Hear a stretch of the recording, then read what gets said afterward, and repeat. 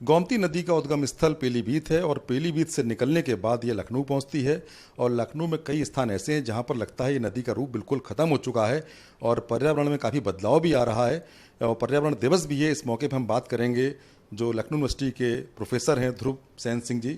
हम जानेंगे कि ये जो गोमती नदी है इसकी स्थिति काफ़ी ख़राब हो रही है, कहीं कहीं पर पानी बहुत कम हो गया है। वजह क्या है, कारण क्या है इसका?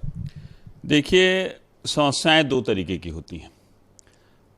जब हम पर्यावरण की बात करते हैं तो एक समस्याएं तो मानव जनित हैं, जैसे प्रदूषण है, और एक समस्याएं प्राकृतिक हैं। जो प्राकृतिक समस्याएं हैं उनके ऊपर हमारा बहुत बस नहीं है, लेकिन जो मानव जनित समस्याएं हैं उनके ऊपर हमारा पूरा का पूरा नियंत्रण है। और वो गोमती नदी हो चाहे इस पृथ्वी का कोई भी भूभाग हो, इन्हीं दो प्रक्रियाओं से वो परिवर्तित होता है, इन्हीं दो प्रक्रियाओं से प्रभावित होता है, मानव जनित और प्राकृतिक। 84 में जब लखनऊ विश्वविद्यालय में हम प्रवेश लिए थे तब गोमती नदी का पानी काफ़ी हद तक साफ था। हम लोग उसमें स्नान करते थे, तैरते थे। हमें लगता है कि आज किसी को भी कहा जाए कि आपको गोमती नदी में स्नान करना है तो कोई भी व्यक्ति लखनऊ शहर में तैयार नहीं होगा। ये हश्र हम लोगों ने ही किया है, क्योंकि जितने के जितने इंडस्ट्रियल वेस्ट थे, जितने के जितने यहाँ पे डोमेस्टिक वेस्ट थे, जितने के जितने नदी नाले थे, वो सब हम लोगों ने गोमती नदी में प्रवाहित करना शुरू कर दिया। हमें लगता है कि वर्तमान समय में भी जितने भी नदी नाले और उद्योगों के कचरे गोमती नदी में जा रहे हैं या किसी भी नदी में प्रवाहित हो रहे हैं, अगर उसको तत्काल प्रभाव से रोक दिया जाए तो सारी की सारी नदियां अपने आप में पवित्र थीं, पवित्र हैं और पवित्र ही रहेंगी। लेकिन एक सवाल ये उठता है कि जो पर्यावरण में बदलाव हो रहा है, कभी गर्मी में सर्दी, सर्दी में गर्मी, तो क्या ये भी वजह है कुछ इसके पीछे? निश्चित रूप से आपका प्रश्न बहुत ही उचित है कि जो जलवायु में बदलाव हो रहा है, जो पर्यावरण में परिवर्तन हो रहा है, वो नदी में पानी के स्रोत के लिए तो जिम्मेदार है, लेकिन पानी में प्रदूषण के लिए नहीं जिम्मेदार है। तो गोमती नदी में जो पानी कम हो रहा है, ये तो निश्चित रूप से जलवायु परिवर्तन और पर्यावरण परिवर्तन का एक दुष्परिणाम है।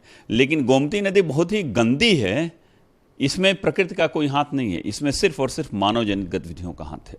इसके सुधार के लिए क्या प्रयास होने चाहिए, चाहे सरकार की तरफ से चाहे आम लोगों की तरफ से?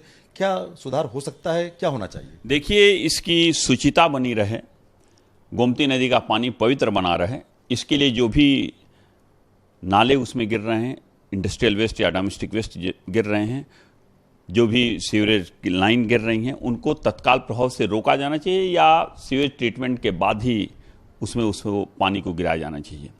जहाँ तक रही पानी कम होने की बात, तो ये जलवायु परिवर्तन और पर्यावरण परिवर्तन का परिणाम है। और इसके लिए चूंकि गोमती नदी एक दूसरे तरीके की नदी है, ये बरसात के जल से या ग्लेशियर से नहीं पूरित होती है, ये ग्राउंड वाटर से पूरित होती है। और ग्राउंड वाटर लगातार हम पानी का इतना दोहन कर रहे हैं ग्राउंड वाटर का कि वो ग्राउंड वाटर नीचे जा रहा है, इसलिए गोमती नदी का जलस्तर कम हो गया है। अगर हम गोमती नदी में डिसिल्टेशन करें, जिसके कारण कि ऊपर जो क्ले जमा हो गई है वो क्ले हट जाए, जिसके कारण कि सैंड ऊपर आ जाए, तो पानी नीचे जाए भी और नीचे से पानी ऊपर आए भी। और अगर जगह जगह पर हम रेन वाटर हार्वेस्टिंग करें तो निश्चित रूप से आने वाले दिनों में गोमती की धारा को अविरल और सुचिता रूप प्रदान किया जा सकता है। तो जिस तरह डॉक्टर ध्रुव सेन सिंह जी बता रहे थे कि गोमती नदी को अविरल और उसमें धारा लाई जा सकती है, उसके लिए प्रयास करने होंगे, साथ में जो उसका सिल्ट है उसको हटाना चाहिए और तमाम और भी अन्य जो लोग हैं, और चाहे सरकार हो चाहे लोग हैं, उनको भी प्रयास करने होंगे। भारत एक्सप्रेस के लिए कैमरामैन सर्वजीत के साथ सुशील कुमार तिवारी, लखनऊ से।